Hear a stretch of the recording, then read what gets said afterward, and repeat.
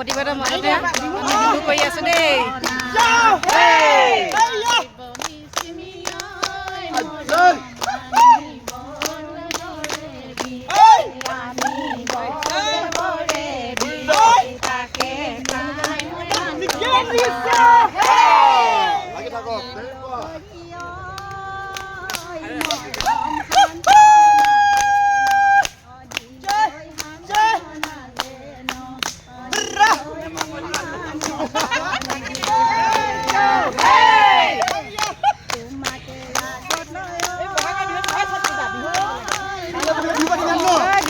ছট পূজা নহ'ব দেই বিহু বিহু